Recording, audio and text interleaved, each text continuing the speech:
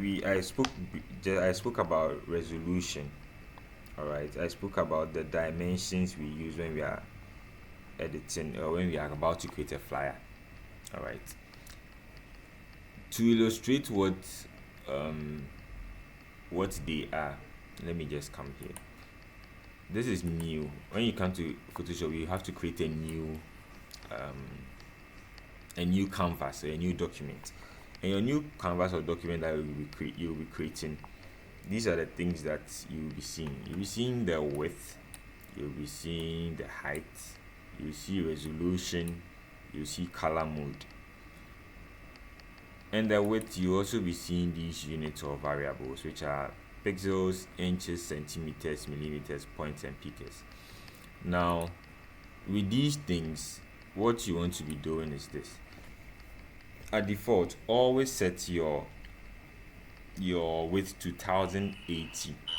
Okay, and your 1080 would be like default width anywhere you go, like everywhere, everything you are going to do 1080. Then our variable we are going to be using, our SI units, will be pixels. Okay, and not inches. Now you want to use pixels because most of the posters we make these days would be on social media devices, and those devices usually recognize the pixels. You would have all heard about HD, 2K, 4K, 8K, UHD. All those things are just dimensions which factor pixels in it. All right, so basically what happens is that if in Photoshop you can select these types here. For instance, if I want to make a letterhead, I can go straight for this, and this is in millimeters because an A4 sheet I've selected. If I want to do an A4 sheet work, then I'll go straight for my A4. If it's an A5 or so, but see, these millimeters or whatever can be converted into pixels also. So you would realize that our A4 sheet is just basically 2000 by 3500 pixels. That pixel that we are seeing, or this 2500, how do you know whether it's too small, it's a lot? So basically, if you come over here to film and video, you will see the first one being HDTV 1080p, and I believe you all know what 1080p looks like. It's that high definition, clear video that we are supposed to be getting. Okay, and that 1080p that we see every time watching our movies or so, or if you go and download a video from Telegram, you decide to download it in at 720p or 1080p, and that's just basically the resolution and the dimension. All right, now if you have this HD we have over here, 9920 by 1080, means that basically for most screens that you'll be using, for most of the screens that you'll be using, the width that's for your PCs. The width will be 9920 by the height being 1080p. Okay, anything more than that would be going to the heading towards the ultra high definition and 4K and all those things, 2K and all. So basically 2K would be 2480 by 1080, or 3840 by 2160 pixels. 4K will be 4000 by whatever. You can just do the calculations by just multiplying these figures by either 2 or 1 or so, or 3. Now, for every graphic design work you want to do, the reason why someone would want to use a high resolution would be if you want to project it on a large screen, okay, or if you need your work to be that sharp. And by sharp, there are tools to sharpen in Photoshop and all, but another way to sharpen an object is to actually do the design or finalize the design as a high resolution or high dimension work. So the idea is that, okay, I can't sharpen this image, but I can't sharpen the flyer I'm going to do. I can't make it sharp, but I can actually start by using a very working on a very big canvas, okay, as high as 4K. That's like something like here, 4000 by 216. I can work with that. When I'm done, if I place it on my phone, most of the phones, I think the highest you get will be 2K resolution for the phones. That's in the screen width and all. And so if the your phone can take, let's say, 2000 pixels, once I you have a 4000 pixel image there, it will appear very sharp. Okay, it's the same as watching YouTube video, watching, let's say, a 4K footage on your HD screen. Okay, it will appear very clear. That's the whole concept. But in Photoshop or in your device you are working with, especially if it's a PC device, you don't want to be working with such high resolution. So you would like to work with the 1080p, maximum 3000, unless if you are doing a very large print like 10 feet by 20 feet or so, then you would like to be working in higher resolutions. But the downside is that your PC may end up being slow because it's going to be working with a lot of pixels to be doing that. Now we also have inches. You can try that if you are doing print works. But the best thing I advise is that if your printed work is going to be in inches and it's lesser, once you convert it to pixels and it's lesser than the 1080p, just use the 1080p fraction of that. For our resolution, this is what resolution means in layman terms. Resolution is just how far can you zoom in to still get like clear pictures or clear image or clear text. That's basically what resolution is. And so a typical example of a high resolution image would be from Google Maps or Google Earth. Okay, those images are high resolution. So by high resolution, that is why you are able to zoom in into Google Meet. Google Meet. Google Maps. Okay, you're able to zoom in and actually see maybe the ground. Yes, some of the pictures are taken from the satellite. Others too are taken from the Google cars. But then with the satellite images, which are high res, you're able to zoom in and still get like a bit clear footage. Basically, that's what resolution is. So the higher the resolution, it means the more you zoom in, the more you can actually get sharp images or sharp text in there. What this means is that for large prints, for instance, you've been contracted to do a design where it will be projected on a billboard, okay, an electronic billboard. You are looking at a high resolution work. So at the end of the day, you should be working with like a very high resolution image, somewhere around 300. It's okay. All right. Now you also see here that they will say pixel per inch and pixel per centimeter. With pixels per centimeter, you see that when I choose pixels per centimeter, the resolution has been reduced. But if I choose pixel per inch, the resolution has been increased. It just basically means what they've written there: the number of pixels in, let's say, an inch, or the number of pixels per a centimeter. And if you are going to have more pixels in a centimeter, it means that your work will be quite clear, like very clear. But like I said, that will come at a cost. Your PC will be running slow. So what you want to do whenever you come to Photoshop is set this to pixels per inch. If you are working on any work you want it to be clear, you can make it 100. Your maximum you should be looking at to be 300. All right, so just keep it at 100. My pixel, I'll be working with 1080 by 1080. If the work has to be a little bit the height has to be a little bit high, then I go and make those changes. But basically my least width or height should be 1080p. the trick is that when you're done with the work, then you can decide to enlarge it or scale it up using Photoshop. For my Canva, for my phone people, just work with 1080p by 1080p or 1080p by higher heights like 2160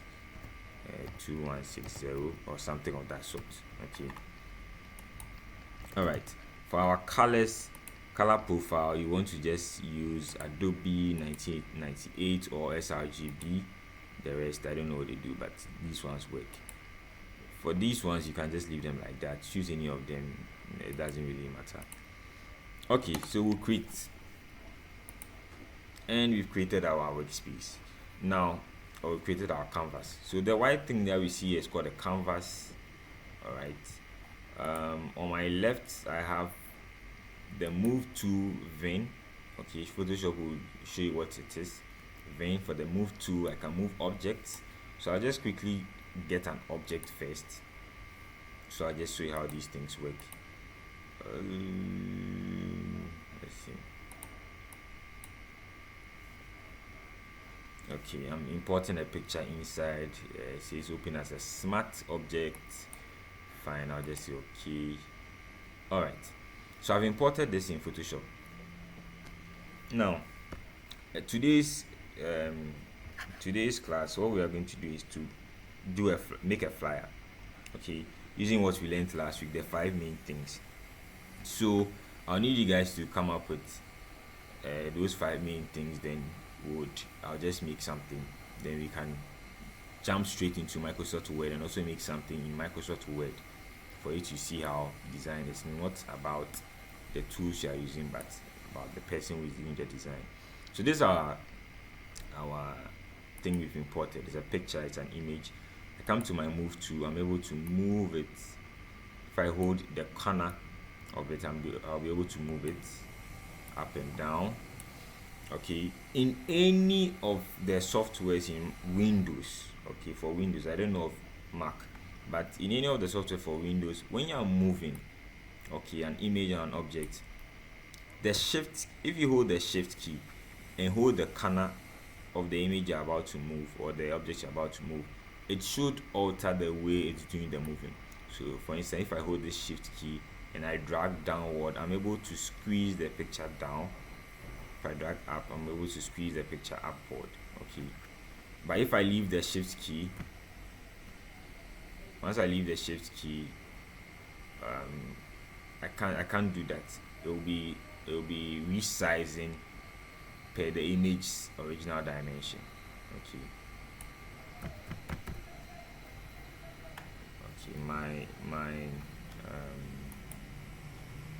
My keyboard shortcuts aren't showing, so I'll just correct that thing. Let's see. Okay, I think it's coming now.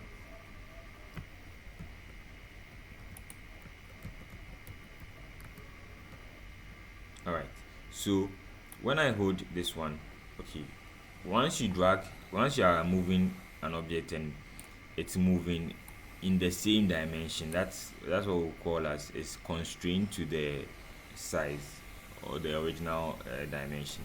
But if I hold shift, it means I'll be squeezing like this.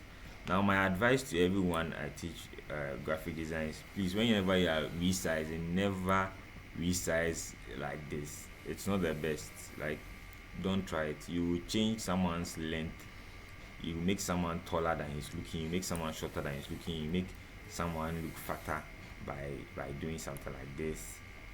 Okay, so just try and avoid that. Now if you hold a control in Photoshop, if you hold shift, control and alt, you realize that something else will change. So we know now that the shift is for if we want to resize it anyhow we want to. That's for that. Now what if you want to resize it in any different dimension or different perspective? Then you use the control.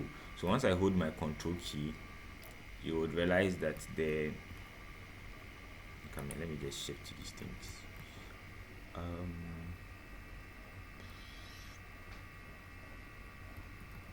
me if I can reposition it back.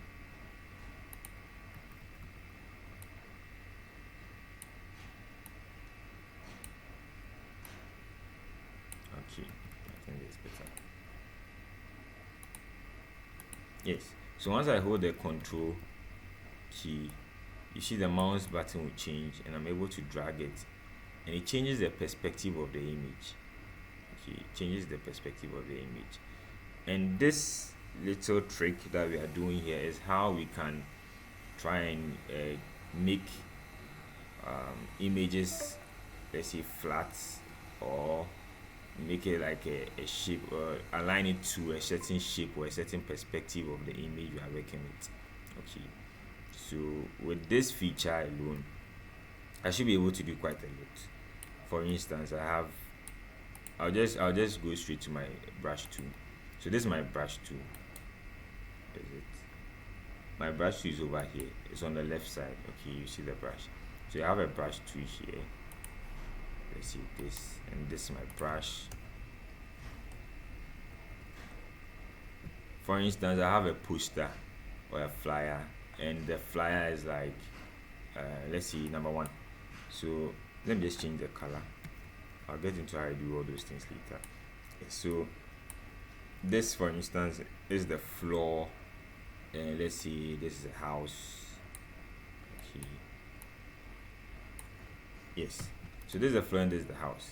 Now, if, for instance, if I want this image to be on the floor, with Photoshop, I can use my control and just pull it down on the floor like this, something like this. Okay, I'm good to go. If I have to stretch it, the best way to do it is just to duplicate them. Okay, it's our normal Control C, Control V. You can use that one, but in Photoshop that doesn't really work well. Control C, Control V. Okay, I have something like this. Control C, Control V. Yes, Control C, Control V. Yes, so that is that for Photoshop. So that's that for the control key. Okay, how you can change the perspective of an image or an object. All right, now aside the control key, what else can we do? So I can try and bring it back to its original this thing also with the control key, but you realize that although I'm able to bring it back, I've still, in one way or another, distorted the image. Okay, now the image is looking a bit slimmer, so I have to correct that. Then I'll use the shift key to do that. All right, so basically something like this. It's okay. Now let's try the alt key. Alt key in any app, okay, in any app, alt key should make me enlarge it from all the sides. So when I just hold the mouse key, you see that the corner, this side, this portion, it remains still. So when I reduce the size, it's reducing the size, but it's maintaining where the points at the corner there. But when I use the alt key, what happens is that, let me show you. I use the alt key. What happens is that it's now enlarging the image from all the sides. Okay, so basically that's our move to. Now take note, I'm stressing on this move to functions because along the line you would have to use it a lot. Okay, and like I said, in almost all the applications or applications in Windows, that's PowerPoint, Word, it still applies the same. Maybe it may vary, but you basically, if you are moving something, you hold the shift, you hold the control, you hold the alt, you should be able to do these things, except probably what the control did, that's changing the perspective of the image like this. Okay, all right, so when you import any image into Photoshop, what you have to do next is to come to the checkbox over here. Okay, when you enter the checkbox, then now it's going to stay there. So with this move to, I can move this, I can move the one I placed over here, I can move the one I placed over here. All right, now this next tool is my marquee tool, and the marquee tool is used for selection. All right, but with this tool, you see that once I did my selection, I haven't been able to select anything. Oh wait, all right, so what will happen is that the selection tool works in a particular way or specific way. Now with this selection tool, for instance, with this my image, I'll use the move tool, I'll bring it here, move it to the middle. Now when I take my selection tool, for instance, this is a comic book sort of. Okay, I'll enlarge it. I'm using the alt, so I can enlarge it from all the sides. Now with this, I want to select, let me just hide all the things behind. I'll get back into the hiding and all, but yes, so I want to select, let's see, this frame, right? This frame.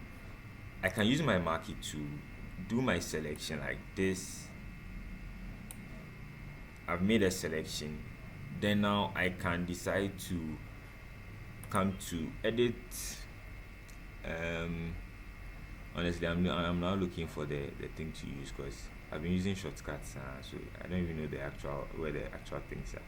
But once we come here, we can come to, I think here, my right corner.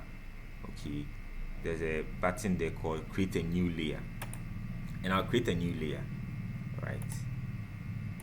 Oh, it didn't work. Let's see, let me try again. I think I may just have to show you guys a shortcut for that, because honestly that shortcut is not so hard to this thing. But in Photoshop you'll be using a lot of Ctrl plus J. Okay, Ctrl plus J. Now the Ctrl plus J, what it does is that it basically used to make a copy of something. Okay, it's basically it's basically used to make a copy. But unlike Ctrl C, Ctrl V, it just duplicates the thing. Aside duplicating, I hope everything is.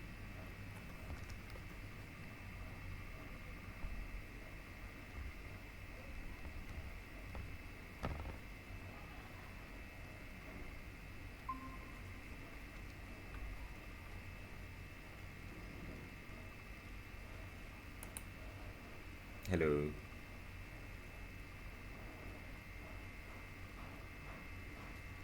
Hello. Yes, Nancy. Yeah. This thing went off. Yeah. Okay, sorry. So when you for the market tool, okay, once you come in here, you decide to select. We use the Control J function. Control plus J. J for Jaguar, J for Joy, J for what else? Yes, Juice. So we use Control plus J, and Control plus J has a lot of functions. For Photoshop, it can duplicate. When you do a selection, it can create the whatever you selected. It can isolate it from the original image and place it on a different layer. All right. So if I press Ctrl plus J, now you would see that if I pick my move tool, this becomes a selection, and I can move this one alone. Okay, that's what the selection tool does. And on that note, we'll just look at some of the other selection tools that there are. All right, now I've illustrated what the marquee tool does. That's this tool. Okay, and the shortcuts are there by it. In Photoshop there are a lot of shortcuts by each of the functions. This is an elliptical marquee tool, and so that's going to be doing the selection in a round shape way. Okay, so once you do your selection, you can move the selection first before saying, okay, let me now either redraw the circle or redraw the selection, or I can decide to now make use of my selection by clicking the Ctrl plus J. Now once I click Ctrl plus J,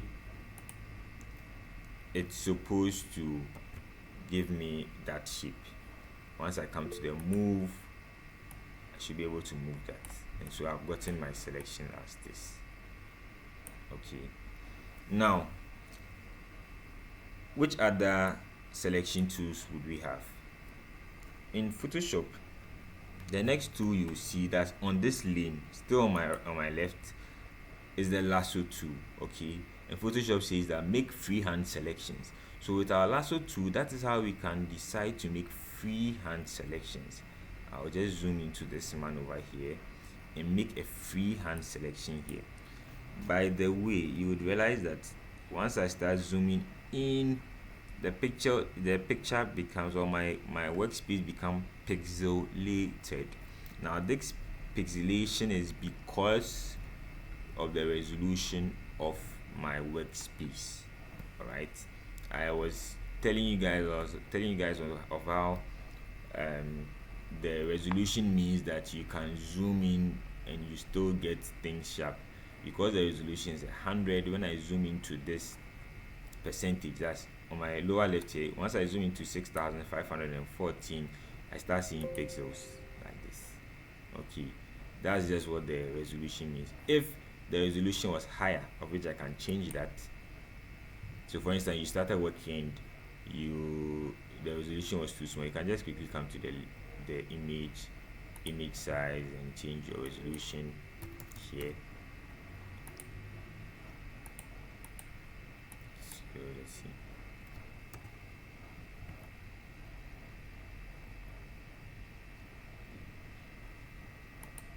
Okay, I think it didn't do that, but yes, it didn't do that. But if you try it on your workspace, I think it should be able to do that. So once I zoom in, okay, I can use my lasso tool to do the selection. But you realize that now when I start doing my selection with the lasso tool, it's like a free pen tool used to do a selection. And that free pen tool, once you start clicking, you have to do your selection till the end. Okay, so that's how to do the lasso tool. Once you start, you'll be tracing what you want to select until you are done. Currently my frame is, I'm out of frame, so I have to redo the selection again. So I'll reposition it. And yeah, by the way, I'm using a mouse. Okay, so when I do my scroll, that's what's making me do that.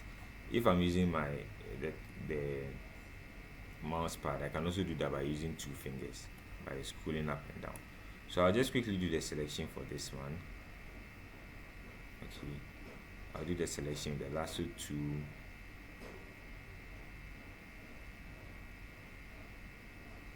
Like this, and I'm done.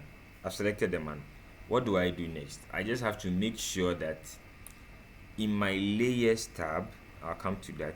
By my layers tab, I have to make sure that I've selected on what the selection, on the image that I'm going to remove or do the selection from.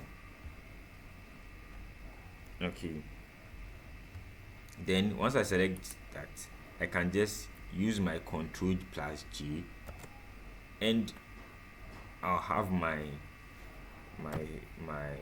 selection here like this. Okay, so I've done that selection. All right, so I believe by now what should be going through your mind should be, okay, so that's how to remove someone from this thing, a background or so. Or by now what should be going through your head will be, okay, so that's how you can remove things, objects from an image, or that's how the flyer was having just the human being without the picture, or maybe that's how, they took the image and the guy was in this background, but now they've changed the background. Yes, these are the ways that you can do those selections. Okay, and that's just with our marquee tool, we're able to do the round selection. With our lasso tool, we can do a free form selection. All right, now each of these tools we can go as intense as we want to, but like I said, today the main focus is get along with design. It's not about the tools. So once we know how to do a selection, once we know how to do a marquee tool, I think we are good to go. Now the next tool we have here is quick selection tool. With our quick selection tool here, they said the shortcut is W. So if I click on W, I should be able to get my quick selection tool. Currently my mouse is there's a cancelled image or cancelled icon. And what are they saying? It could not use the quick selection because no layers are selected. That means that you have to select a layer before Photoshop can actually decide to do a quick selection on that layer. So quickly, I'll just rush to my layer tab over here at my right side here and click on the layer I want to do a selection from. That's the Playground AI Comic Factory layer. Now, like I said, in Photoshop, Shift, Control, and Alt do a lot of things. So every time you are doing something, just try these ones. For instance, right now I'm using the Alt to zoom in and zoom out. I'm using my Alt key to zoom in and zoom out. I'm using my mouse pad or my mouse to do that. If I use the Control, I should be able to pan left or right. Okay, do a panning left or right. If I use the Shift, I should be able to jump or skip some. It's like Shift is like doing a page down sort of thing. You are going to the next page down. If I combine them together, I have my Shift plus my Control. I should be able to pan according to pages or according to sections. All right. So basically, that's the mouse tool or your moving tool. You finding out where you are or not. Okay. So we have my quick selection tool. This time around, what do you want to do a quick selection for? So I have this whole image over here, and I want to do a quick selection for it. I'll use my click on my quick selection or use my control, my shortcut, which is W. And now I have a plus button like this. Okay, I have this, a circle with a plus in the middle. Now in Photoshop, whenever you see this circle with plus, what it means is that it's going to either paint. Okay, it's like a brush tool. Your plus is showing where you are going to paint, and the circle is showing where that selection of painting is going to take place, or the boundary for that selection. Now you may either have something like this or like this.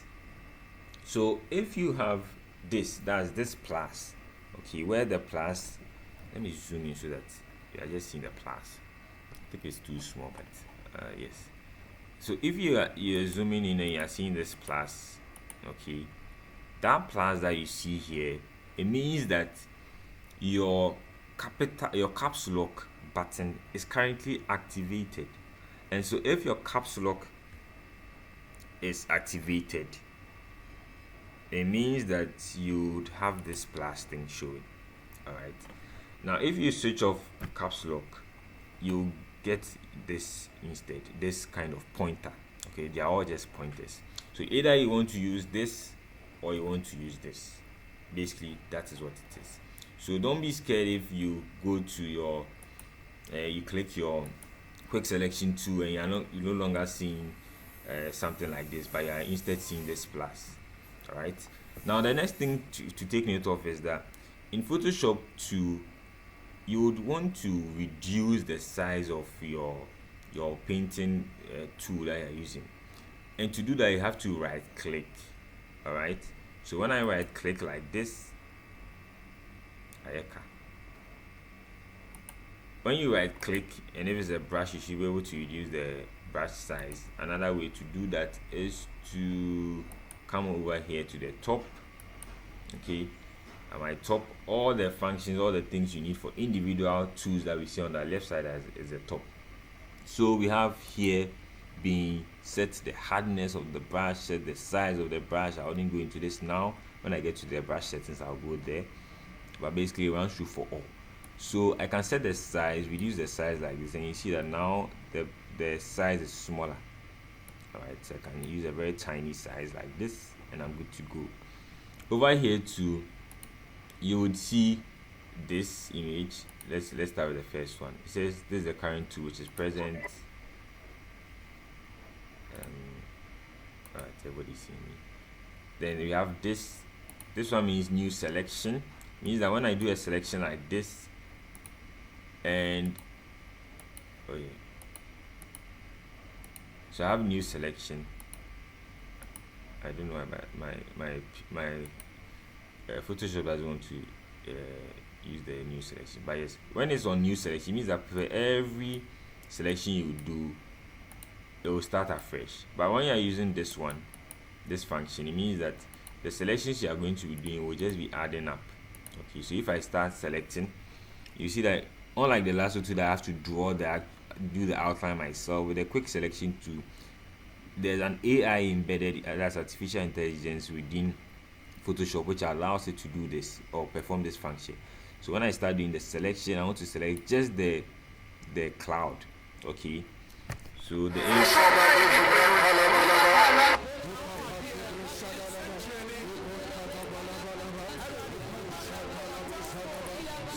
aim right now,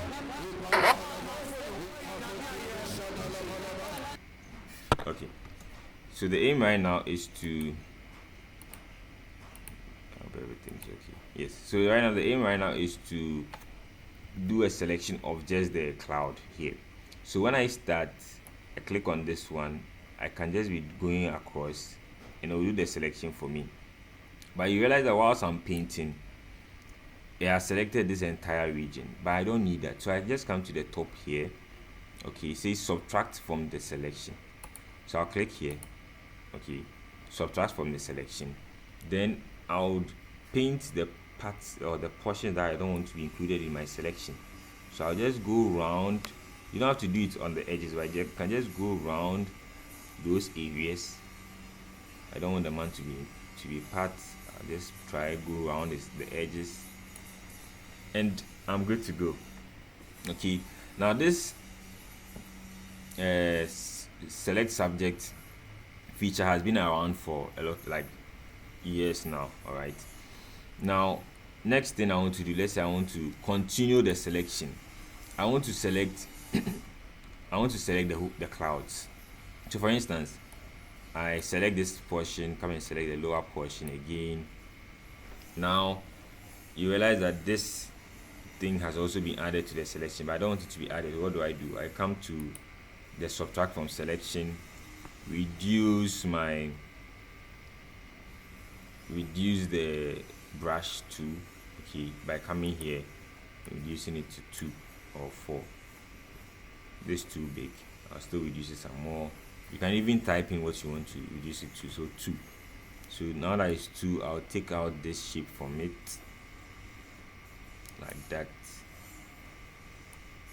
Take out some of the blacks from it. Okay. All right. So, and let's say take out this portion too from it. All right. So I have a good selection here. I've selected my clouds. Now, after doing the selection of my clouds, the next thing we should be now on our minds now is to come to click. Make sure we are clicking on the image and use our Control J function. Okay, and by clicking on our Control J, now when we click on the move tool, we should be able to just move just the cloud alone. All right, that is fun. Let's come to this layer again. Now, aside that, we also have the magic 1 2. What the magic 1 2 will do is this. With the magic 1 2, if I select, for instance, if I select white, it should probably select most of the things which are white. Okay, that's what the magic 1 2 does. So it just tries to select the things which are around or close by the thing you just selected. So let me hide all these layers and just show you. Okay, so this is my magic 1 2. I select this. Okay. So I click on my background. Always take note, click on your background that you want to do your selection on. I click on this and my magic 1 2 has automatically selected the white over here. If I click on this, you will see that it goes ahead to select this entire area because there's some space there, and so it bleeds into that area. Basically, you'll be using quick selection 2 more. Now, the next selection tool that we have, I think basically these ones would work for almost everything. But after learning selection, the next thing you have to learn is layers and masking. Okay, layers and masking. Now, for my Pixel Lab people, hear me out here, because in Pixel Lab we also have the layers too. I'll just extend this wall so that we all see what we are working with here. Okay, so I'll extend it like this. Now in Photoshop, I said this earlier, but I was muted. But in your Photoshop, you are going to have this. If you come to window at the top here, okay, and you come to workspace, you will see essential, meaning Photoshop is trying to tell you that okay, we are come to do the essential, we want to do the most important things or the most things that we usually do in Photoshop. If you want 3D, means you are come to work with the 3D space of Photoshop. Now Photoshop can make 3D images or 3D text and things. That's why Photoshop can also be used for graphic and web designing websites and all, making GIFs and all. So this workspace is primarily used for that. Also, you have motion. Photoshop also can make videos.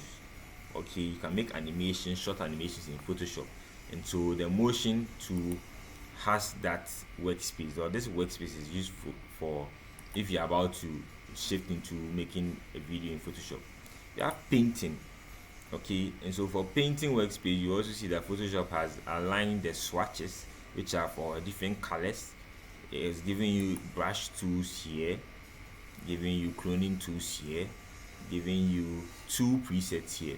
Now know that if you just highlight on any tool, you should find out you should know what it's going to do. But basically, we are going to be working with, there's also one for photography. Okay, but basically you would be using this essentials. Now for this essentials, you can modify it, okay, because we all have, someone will be comfortable working on the right side of the screen, someone will be comfortable working on the middle or the left. You may want to have your tools, your list of tools, which is supposed to be at the left, at your right side. And to do that, you just have to drag and drop, and you're good to go. You drag and drop. If you see a blue line, it means you can attach it there. You're good to go. Someone can be comfortable working with this workspace. All right.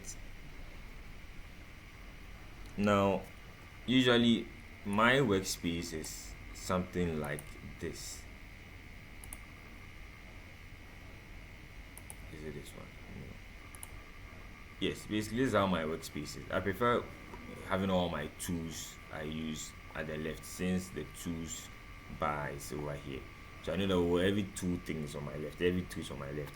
Or else sometimes what happens is that I'll be working with something, I have to get a tool, then I have to go to my left, then later I have to get another tool, I have to go to my right.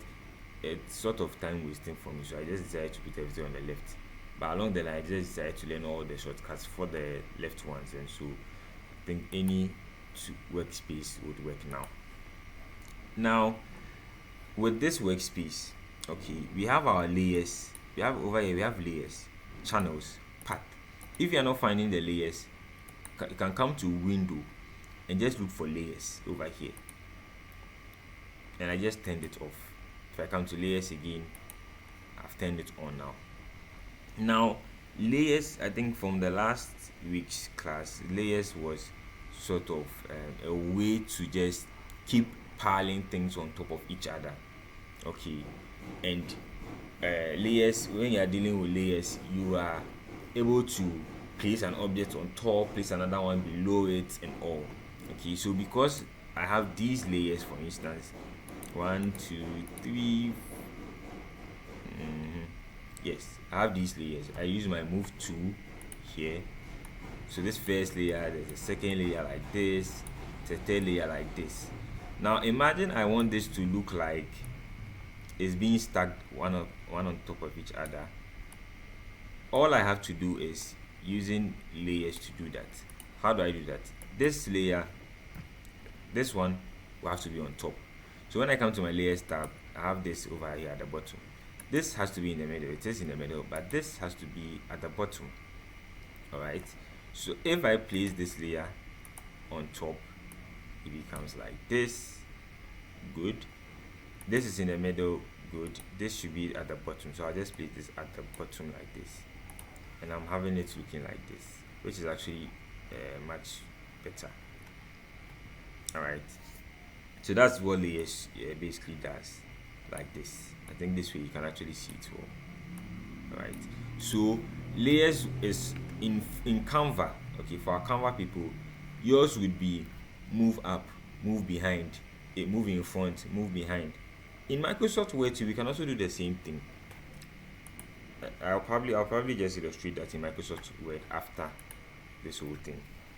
Okay, so Microsoft Word also sort of has its layers. Canva has its layers. Pixel Lab, you actually find out that yeah, there are actually layers there, and all these layers, it's mainly used to place one on top of each other, change the arrangement, and basically that's it for layers. All right. Although you can do a lot more with Photoshop. Now in Photoshop, we have our layers like this. We can rename our layers by just clicking on the text of the layer 2 times, and we can name this top, you can name this middle, you can name this bottom. All right. Aside that, these layers can be grouped together. These layers can also be visible, made visible, or be made invisible. So there's an eye tool right here, an eye. I can close the eye and it becomes invisible. All right. I can switch on the eye and it becomes visible. All right. Also, aside the visibility of the eyes, you can also decide to change how these layers interact with each other, and that is what we'll term as the blending modes. Now for the blending modes, we have these ones here. Basically, these blending modes are meant so that you can blend them amongst each or you can blend them within each of them, with each of them. So if I come to normal here, I have normal and dissolve, I have darken, multiply, color bend, linear bend, darker color, lighten, screen, color dodge, linear dodge, a lighter color, overlay, soft light, hard light, vivid light, linear light, pin light, hard mix, difference, exclusion, subtract, divide, hue, saturation, color, luminosity. With all these things, the only ones you basically need to know about is this. Number one, this section, you can see there's a line here, there's a line here. What this section does is that if there's any point of the image which is dark, it would make that side rather visible and make the lighter side less visible. That's for all these ones. You can play with any of them. The ones that we want to be using a lot of times will be multiply. That's all you need to know. Now next section. For this section, we have lighting, screen. I've already mentioned them, but with this portion, what it will do is that it would make visible the white or lighter portions. Okay, and the one you want to be using a lot of times will be screen. So you have multiply for the dark portion, screen for the light portion. Now for this other portion, we have overlay and we have soft light. With overlay and soft light, what it does is that it makes visible the gray areas. Okay, the multiply was making visible the dark portions, lighting is making visible the light portions, but this other section, or the overlay or soft light, is going to make visible the middle tones, the middle layers, that's the gray areas. Okay, overlay has some contrast to it. Okay, but soft light is soft, like the name is. All right, for this portion, you want to be using overlay more or soft light. It can give you varying effects. Next one, we have these ones. For these ones, don't use any of them. For these ones too, you may not use much of them, but for now, for starters, we have normal, we have multiply, lighting, overlay, or soft light. That's about layers. With Photoshop, last thing, with Photoshop, you can right click on a layer. Okay, when you right click, you can right click on any single thing. For example, if I come here, I can right click. If I right click here, I can say isolate layers or something. If I'm using my selection tool, I can also right click. It will give me something different. All right, so just take note. Okay, so when I right click on the layer, I'm still on the layers tab. After that, I'll go to masking, and I think we'll conclude that for today. So when I right click on the layer, I get to see copy the layer style. clear the layer style. What's the layer style they are talking about? Now I also get to see blending options, all right, and I've already spoken about the blending options. I also get to duplicate the layer. So if I say duplicate layer, it'll ask me for the destination, it'll ask me what do I want to duplicate as the name, and I can just click on OK, and I'm good to go.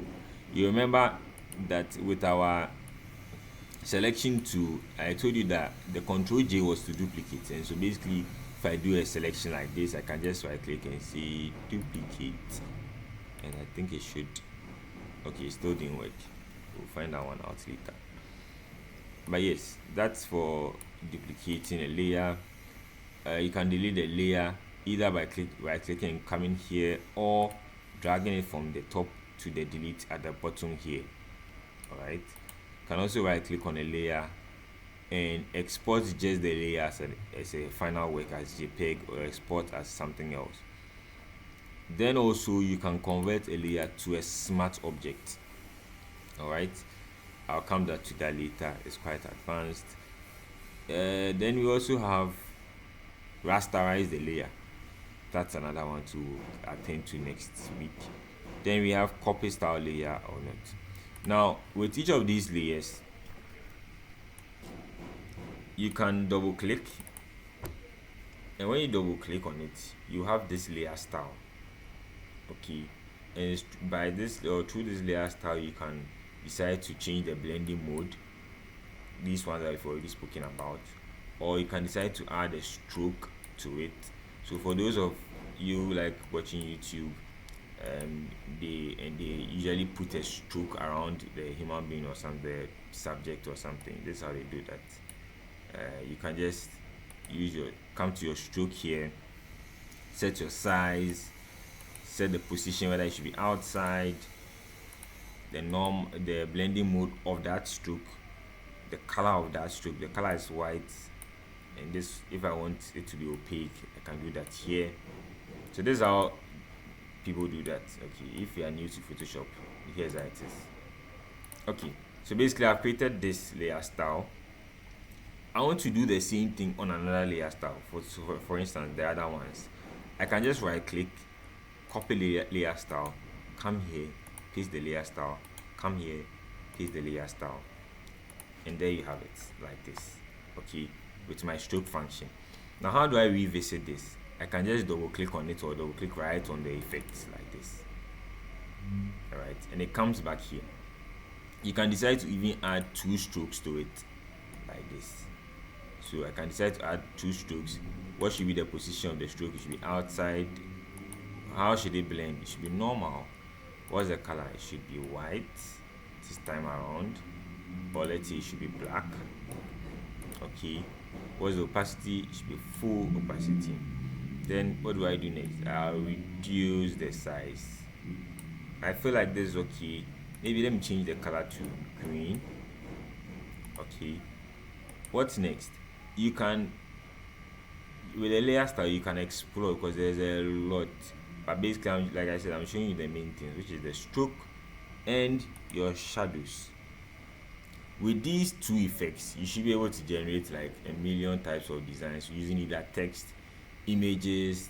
You can apply this effect on images, on text, to get different results. Now I can also come to my shadows. What should be the color of my shadow? I can decide to just change the color over here. It's as easy as just dragging and dropping. Okay, this feature is also in, as in this color picker feature is also in Pixel Lab. So you can and Canva, but you may not get the shadow feature in those apps. Okay, so basically you have a shadow like this. Then we can decide to increase the distance. How far should be the shadow from it? So if I increase the distance here, it's like this is giving me the illusion that the picture is floating in the air, right? Let me bring it down a bit. I want the shadow to affect the picture in such a way that it's actually showing me that these things are stacked on top of each other.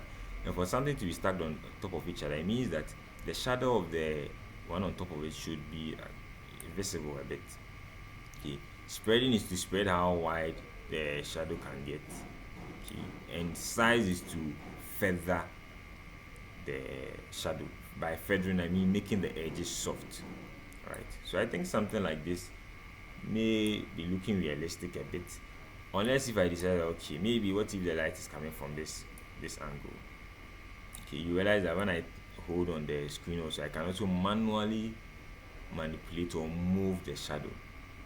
So I can do that here and say, okay, let me bring the shadow this way, or let's see, this way, like this. Okay, I can reduce the opacity. I think I haven't spoken of opacity yet, but opacity is just how visible it is, the percentage of visibility. So I can reduce the opacity of the shadow and see, okay, and now that we have done this, we want to effect the same style. So I'll say copy style and come and paste it here, come and paste it there. Okay, and we are good to go. Now it's looking like they've been stacked upon each other, and that is how you do your layers style. The other things you have to know about the layers is that, for instance, if I click on all these layers, the shift key, with the shift key I can decide to select multiple layers. Okay, so you can see that now I've been able to select multiple layers. With the control key I can select 2 or more layers. So if I'm holding the control key, I've been able to select this and this. If I want to include this one, I can select this. The difference is that with the shift key, it will select the whole list. Like if I want to select from here to here, come and select the only layer 1. With the shift key I can't do that. It will select the entire thing from one stop to another. A control key will allow me to select this, that, jump here, select just this, jump here, select just that.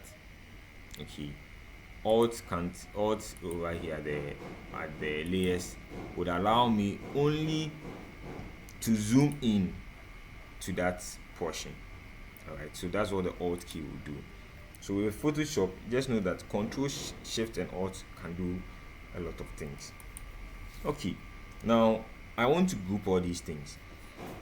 Now when I come over here at this portion, okay, you have effects, and my effects are for my layers. So the effects over here, I can control whether I should turn off the, I can decide to go back into the stroke function or enable some of the other ones through here. If I click on this other one, I can also do that from here.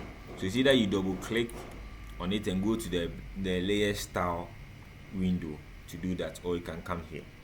The next thing is this function, which is called add a layer mask. This function is so important in Photoshop, it's so important in Pixel Lab, and it's very important in Canva.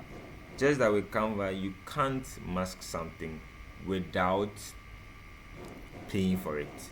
Okay, however, you can mask something in Microsoft Word, Microsoft PowerPoint. I'll get back to that. Now over here, okay, this is for our adjustment. This tool is what we'll be using for our adjustment layer. Okay, so with this adjustment layer, you can do a whole lot. I'll just use 3 of the functions just so you see. First one will be solid color. Solid color means we want to insert a solid color all over the thing, or a color all over the whole page. And to do that, once you click on it, you can just select the color you want. Now the color has come to block out the entire thing. What do? I can just shift it to the bottom. So I can just drag it to the bottom and leave it there. And that's all now.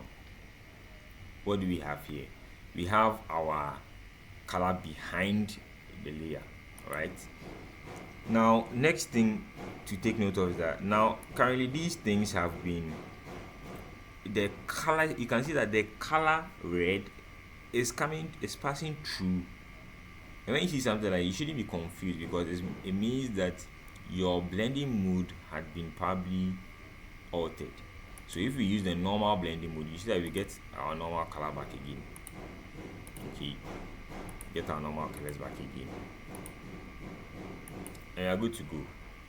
All right, the same way that when our blending mode was on multiply, the colors, it affected, although it was behind, it was at the bottom layer, it could affect these ones.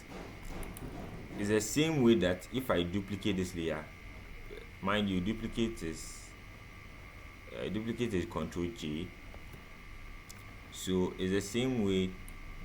If I bring this on top, okay, I can change the blending mode for it to affect all the things that's below it. Okay, so if I use multiply, how it's interacting with the colors. So remember, multiply is just affecting the dark portions. Lighting will just affect the lighter portions. Overlay or soft light is just honey hole. It's in between. So you can see that the red effect isn't too much here. Alright. By saying that, it means that if I'm using overlay or soft light, I can slightly skew a picture or the whole thing, or an object or an image to a certain color just using this. Okay, if I come over here and change the hue, with this one, it's just as this. Your colors are here. The colors are divided into about 3 or 4. White being your highest at the top left. The bottom is black, but it's just this portion. Okay, it means it has been desaturated. In the right portion means it has been saturated. So on my left is trying to show me how dark the color can be, or how bright the color can be. How saturated the color will be on my left. Okay, so the higher the saturation, you just have to move from your left to the right to get a saturation. Alright, but within that same saturation, I have over here my hue. The hue is the color that you're dealing with. So I have red, I can have green, I can have blue, but that blue that I'm working it with, should it be very dark or it should be very light? Okay, basically that's how to use the color picker too. So if I have blue like this and I say, oh, the blue is too much, I want to reduce the blue's color, the saturation, then I'll be going towards the left. Okay, but if I say, okay, why don't I darken the blue, then I can be going downward. Okay, so at any point or stop, if you move downward, you are going for a darker tone. If you move upward, you are going for a lighter tone. That is how to use the color picker. Okay, so I use overlay, and now the image over here is having some violet sort of tint with it. Okay, you may not be able to do this entirely in Word document or the other apps, but there are ways to go about it. All right. Okay, so that's just for my solid color. Okay, and my solid color should be able to allow you to add different blending modes. Now the question is, what if you didn't want this entire red color on the whole screen? All right, so what do? You can zoom out, come to the masking. Okay, that's where we will now learn about masking. Now with the masking, this is what masking is like. Imagine you have a paper and you have an orange. Okay, and you've placed a paper on top of the orange. Now we can't see. Let me use a black paper. Yes, so we have an orange below and we have a black paper on top of it, on top of the orange. We won't be able to see any part of our orange. Okay, I'll just illustrate that here. So yes, basically masking. I think the last time I spoke about the typing tool, that's T for the typing tool, is over here. That's the last thing I skipped. But so for masking, okay, 85. Yes, basically I come to talk about masking. So from the tools I've just spoken about, my solid color, I'll use my solid color to create what I'm trying to illustrate here, like this. And I'm talking about masking. Now I haven't spoken about the brush tool, but the brush tool is just here. Alright, to use the brush tool, you have to create a new layer. That's at the bottom here. Create new layer. Every time you're using the brush tool, you just have to create a new layer before you can use the brush tool, or you have to paint on something or a layer. So you create an empty layer. That's the meaning of the new layer. Then now we can brush.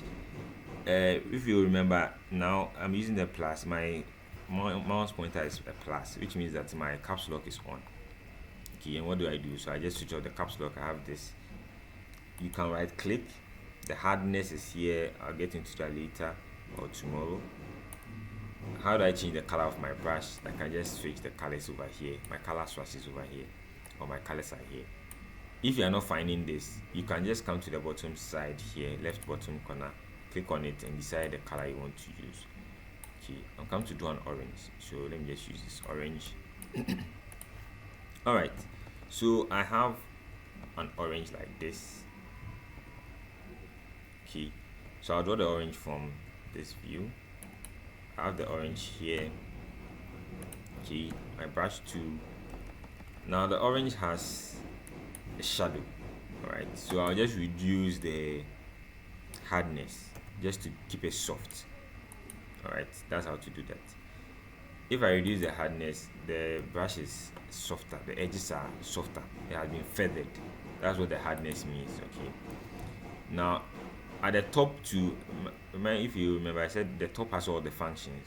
So at the top I can reduce the flow of the brush. The difference between flow and opacity is this. Flow is how opaque the thing is, 100% or none.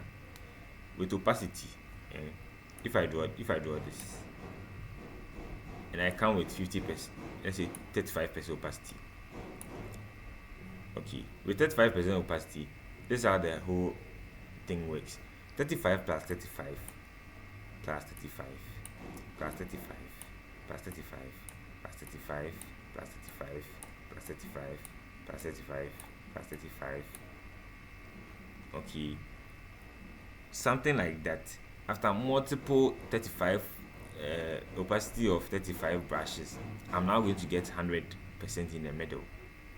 Okay, so if you are looking for a sort of, you are doing a painting or something, you want your brush strokes to be looking like this, okay, then you can go with low opacity. But basically what I advise we all use is, if you want to change something, the brush dynamics, you can just go for a lower flow, and that way you can paint very light or very hard. Okay, so I can paint like this, I can paint something like this. So the brush strokes are small, I have to paint multiple times, then it gets darker. Basically that. So I'll just delete everything. Control A will select every single item, and I can just delete it. Now when I deleted this one, I think some of you may be thinking, oh, everything has been deleted. Yes, unfortunately, because they weren't on different layers. So next time what I'll do is I'll draw my orange on a different layer. So my orange can be on this layer like this. I'll create a new layer again, let that layer be at the bottom. Then now I can create a shadow over here like this. All right, so this is the shadow for my orange. I'll reduce the flow a bit. Okay, and I'll paint some on top of it. So I create another layer on top like this. Okay, then I can even reduce that layer 20%. All right, so basically I have this is my orange I have here, and this orange I have explaining masking to you. Say I have an orange and I have a paper. Okay, you can come in for the rectangle too. It's at the bottom side. So I have my paper like this. Okay, come to my move tool. Now the paper has covered the orange, so I can't get to see how the orange is looking like, right? This at this point, this is what masking tool is over here. Now you have an object. Okay, let's bring this tool here. Masking isn't the same as the visibility tool, just take note. So I have this here. All right, now this image I have here, if I click on the masking tool like this, All right, it's white over here. You see that when I added it, this is what came up, and it says layer mask thumbnail. A thumbnail is just a preview of an image. So this layer mask thumbnail, if I right click on it, or if I come to layer, okay, layer, and see I want it to be black. So to make it black, like how my paper is, I would have to invert it. Invert the layer. To invert the layer, I'll come over here.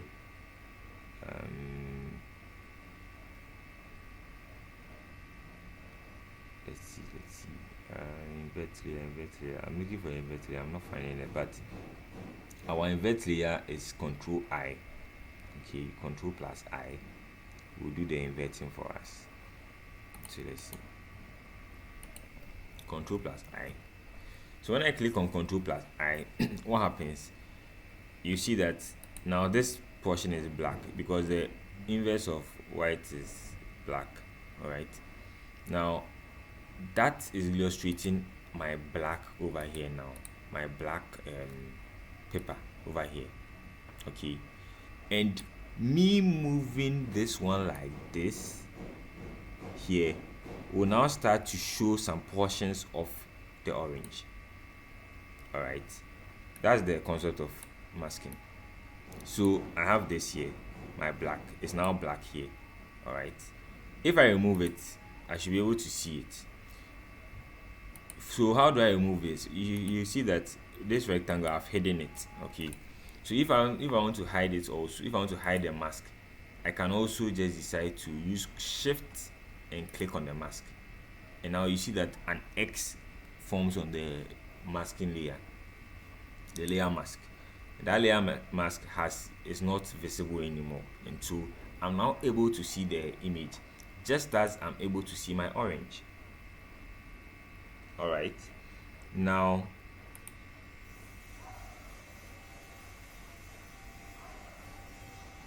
okay, now with layer mask, this is how they work.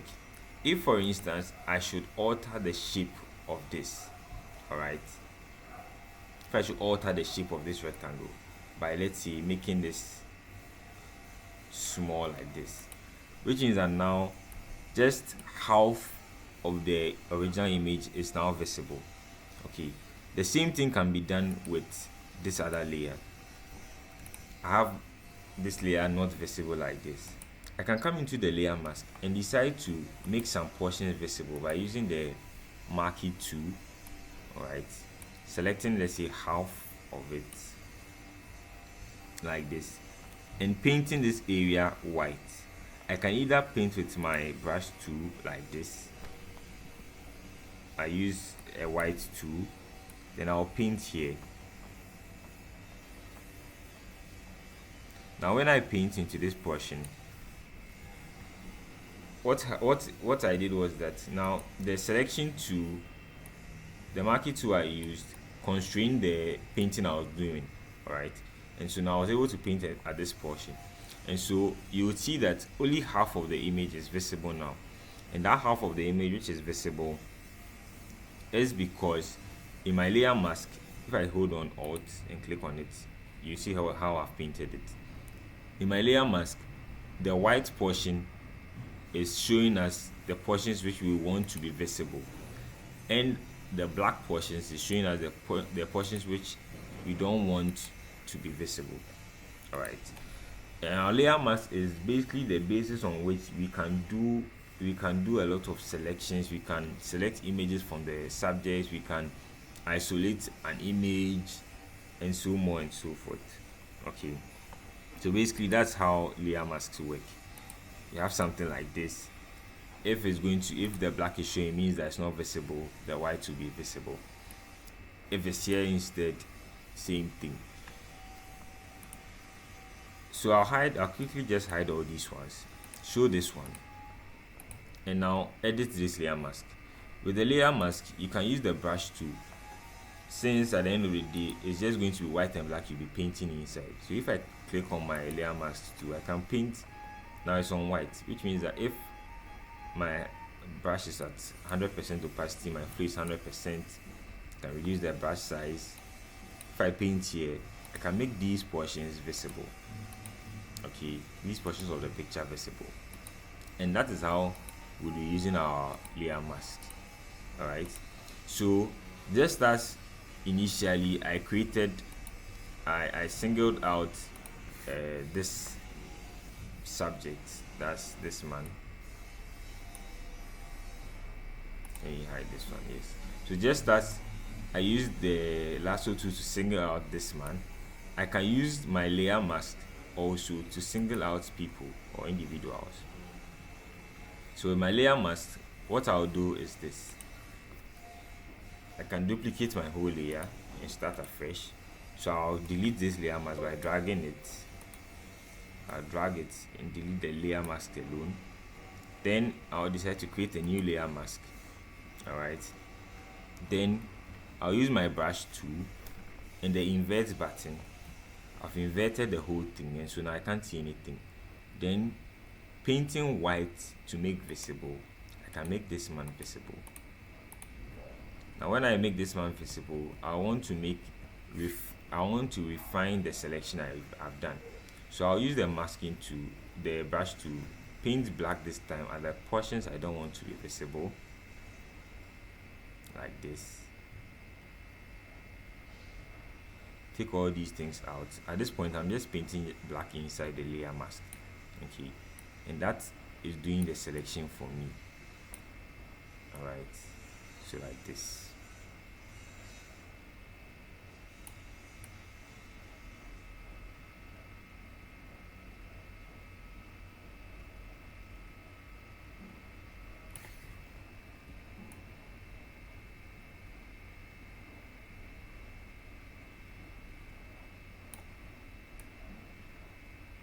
Okay, so with this, I've been able to now finally select my subject. All right.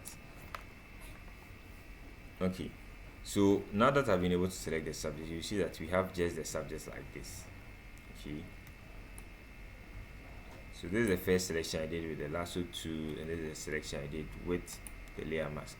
The reason why this selection is blurred at the edges is because when I was using the lasso tool, that's this tool over here, the feather size was 5. Okay, but you realize that we can't to redo the selection. We have to go and select it from the image all over again. Okay, because changing the feather size to 0 now doesn't make the edges sharp. But with my masking tool, you realize that I get to be able to feather the selection I've done by just coming into the properties tab over here and increasing the feather. And by increasing the feather, I get this. Alright, so the masking tool is a way to actually edit in a non-destructive way. By saying non-destructive, what I mean is that whatever you do, whatever mistake you make, you can always go back to how the image actually is. Okay, so this is my image which has been masked. This is the entire image. So I've masked the man out of the entire picture. Right, so that's how to do the masking. I think we've spoken a lot about the tools here now. Next week we'll start on a flyer. We'll start a flyer taking note of these with knowledge about these tools. That's the move tool, the marquee tool, the lasso tool, our quick selection brush, our brush tool, and I spoke a bit about the rectangle tool, our masking and our layers. We should be able to create like a lot of flyers from all these things that we've been able to learn now. If there's any question, you can text it in the group or text it to me. Let me know where your questions are or where your problems are.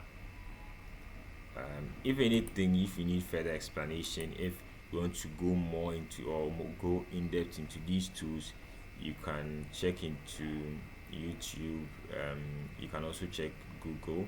Just search masking tool. You can search for move tool in Photoshop. you get a blog or a video speaking extensively on that and how to use the tools to benefit you in graphic designing. All right. With these tools mentioned, from from what we did the last time, I think adding up to the list now, we've spoken about. I think first, yes, first we spoke about these. Yes, first we spoke about the colors, color theory. We've spoken about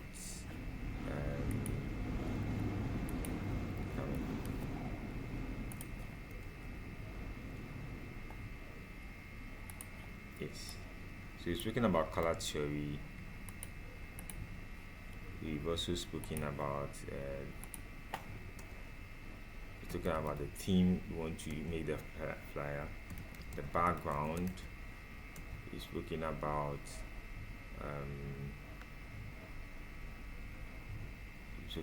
fonts. Also, we've spoken about overlays.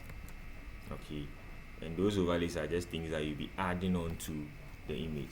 And with the overlays, for instance, when you drag and drop, I think when I was illustrating this one, that's why I started with dragging and dropping a picture inside Photoshop, just to see how you can manipulate or work with a picture in Photoshop. So with the overlays, whenever you import a picture and place it in Photoshop, you can go through all the steps I did for today's lesson with the blending modes in mind, the multiply, soft light, and light and screen, and you can achieve different sorts of backgrounds with them. Okay, you can achieve a lot of backgrounds, you can achieve the theme you want to use, you can achieve different colors with the blending modes that we've illustrated today. Also with the fonts, I've spoken about the layers, I've spoken about the blending of the layer styles. Okay, speaking about layer style. Aside the layer style, I've also spoken about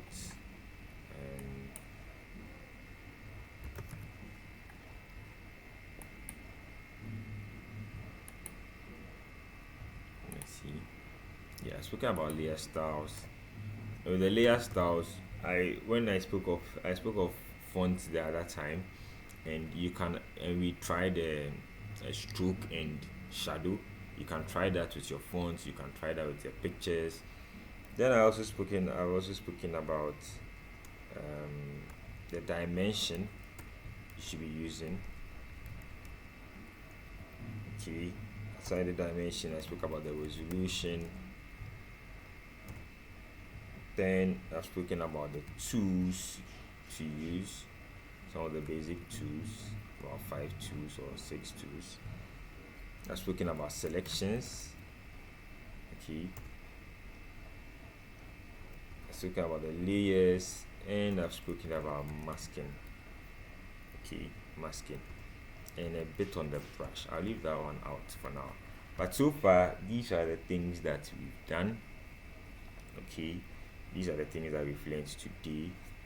We'll continue another time, somewhere next week. If you have any questions, you can let me know. I'll just change this to, let's say, multiply, reduce the opacity here, 50. Yes, so basically, if you have any question, you can let me know now. If there's no question, we can meet next week. Yeah, I've recorded the entire thing, so because I've done a recording, I think everything that we do here, everything should be on the group page for anyone who's interested in going through it again for us. This is just something temporary I'm doing right now, just to illustrate all the tools that we've learned. You just mask this one with a brush like this, set the hardness low,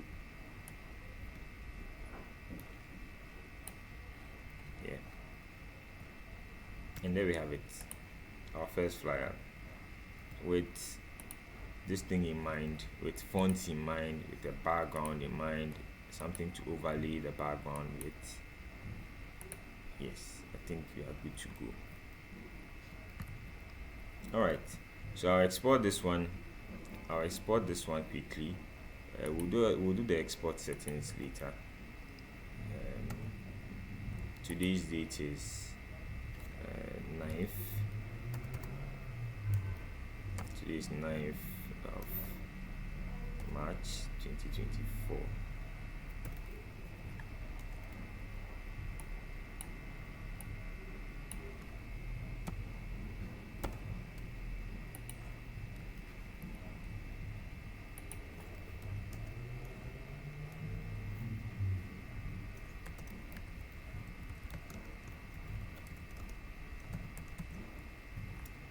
Okay, so I think we weren't able to do the design in Microsoft Word as I was projecting, but I think so far next week when we come, that'll be the first thing we do, and then I think we should be good to go. Yeah.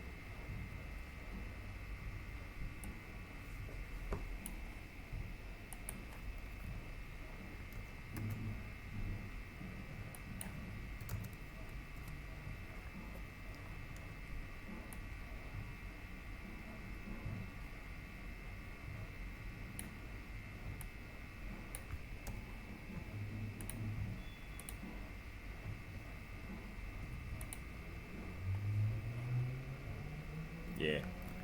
All right then. So next week we'll continue from where we've left off. I think with these basics in mind, we all should be able to now start our designs. I think with this tutorial, if we should start with if you should go to YouTube and look for a video on YouTube, a tutorial video on Photoshop designs, I think you should be able to figure out what the person is doing and understand the actions that they are taking. Right. So see you next time, next week, God willing. If you have any questions or any queries, just let me know. Bye bye.